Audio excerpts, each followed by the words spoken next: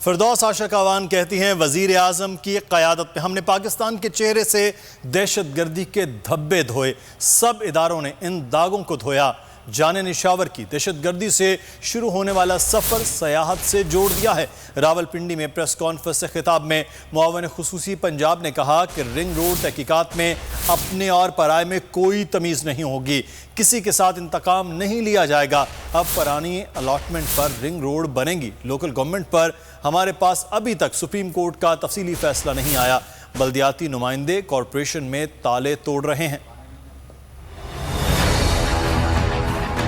ہم نے ایک ایسا پاکستان کا چہرہ جو دہشت گردی سے داغدار ہوا تھا، جس کے چہرے پہ دہشت گردی کے خودکش حملوں کے دھبے تھے، وزیر اعظم پاکستان کی قیادت میں 22 کروڑ عوام نے اور ہماری لا انفورسمنٹ ایجنسیز، پاک فوج، سول ادارے، میڈیا سمیت سب نے ان داغوں کو دھویا۔ مختلف جو ہمارے بلدیاتی ادارے ہیں وہاں پہ جو ناظمین یا الیکٹیبلز ہیں، چیئرمین، وہ وہاں تالے توڑ رہے ہیں، وہاں پہ انتشار پھیلا رہے ہیں، وہاں دنگا مشتی انتظامیہ کے ساتھ ہو رہی ہے، گریبان ایک دوسرے کے پکڑ رہے ہیں۔ سپریم کورٹ نے چونکہ اس پہ تفصیلی فیصلہ نہیں دیا، لیکن ہم یہ حکومت پنجاب کی طرف سے ان کا دروازہ کھٹکا رہے ہیں، دستک دے رہے ہیں کہ اس قانون کے تحت جو ہے وہ مقامی حکومتوں کی تعداد 229 سے بڑھ کر 359 ہو چکی ہے۔